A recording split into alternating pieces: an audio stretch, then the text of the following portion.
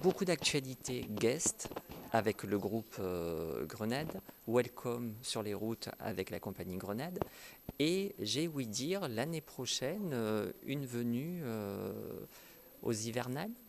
Alors, on espère bien que donc voilà, ça va pouvoir se faire. Je travaille depuis 6 ans avec le Festival d'art lyrique, avec Bernard Faucroul, son directeur. On a fait beaucoup de choses ensemble.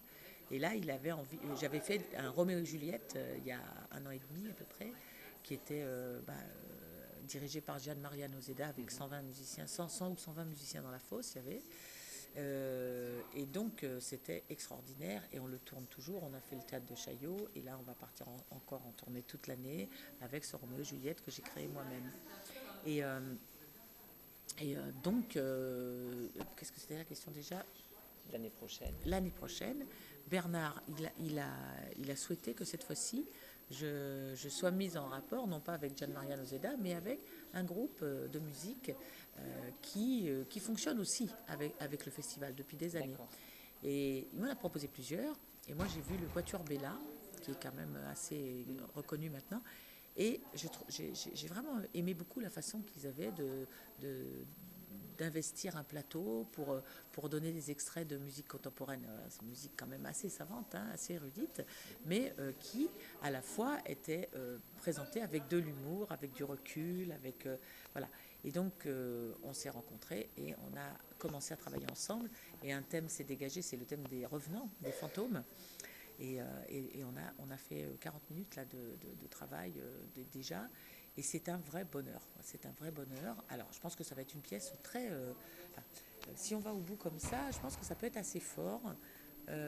Assez fort.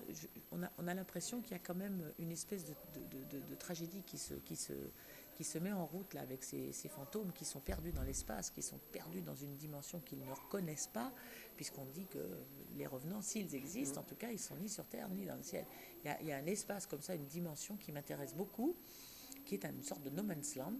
Donc forcément, très vite, ils ont tout de suite pensé à de la littérature comme Edgar Poe, comme Henry James, etc.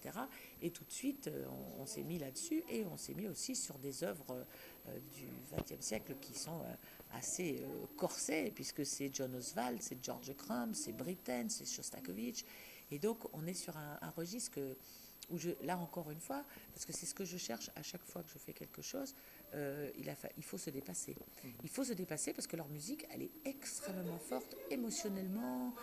Ils sont très forts dans leur présence, tous les quatre. À chaque fois, j'ai vu des concerts où les gens sont un peu en transe. Et c'est très bizarre de voir ça pour de la danse, de la musique contemporaine.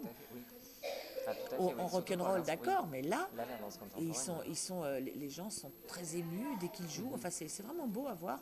Et nous, avec Bernard, on a décidé de prendre peu de danseurs, c'est-à-dire qu'on a trois filles, 3 garçons, bon, parmi les meilleurs danseurs qu'on ait.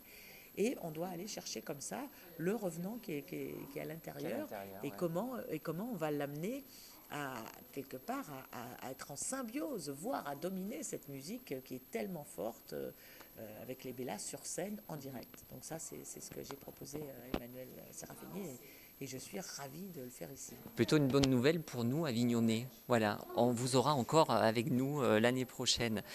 Pour finir, depuis hier soir, nous fêtons les 30 ans de cette institution culturelle qui sont les centres chorégraphiques nationaux. En tant que chorégraphe, quel regard portez-vous sur cette institution? Nous, on les fréquente pas beaucoup, à vrai dire. Par contre, non, il y a eu de très belles rencontres avec eux. Avec Claude Brumachon, on a fait un accueil studio qui nous a été très, très, très favorable, qui nous a beaucoup aidé par rapport à un spectacle qu'on avait fait avant. Jean-Claude Galota aussi nous a accueillis. Bon, c'est un peu un ami, donc ça, c'est vraiment super de pouvoir travailler là-bas. Dans des conditions qui sont un peu autres que celles qu'on a nous à Aix. Encore que c'est en train de changer puisque je vais devoir peut-être enfin pouvoir ouvrir mon centre chorégraphique pour la jeunesse parce que ça y est, la municipalité m'a donné des lieux pour ça. Donc ça va être un peu peut-être le premier en France. Donc voilà, on est très heureux de ça. Alors c'est vrai que après les centres chorégraphiques nationaux, on a l'impression que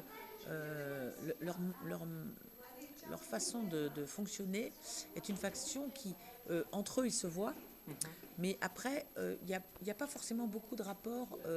Alors, hormis les accueils studios, hormis des choses comme ça, ou quand ils programment eux-mêmes, comme c'est le cas avec Prel Jocage par exemple, où on nous accueille au pavillon noir et assez régulièrement on peut montrer nos pièces. Donc ça, c'est un rapport. Donc, alors, après, c'est vrai que comme ça, de l'extérieur, je pense que c'est très très très important qu'ils ouvrent les portes des CCN. C'est-à-dire qu'ils ne soient évidemment pas les seuls à en profiter, mais que des chorégraphes qui ont peut-être moins d'aura ou moins de moyens puissent vraiment utiliser les lieux pour créer.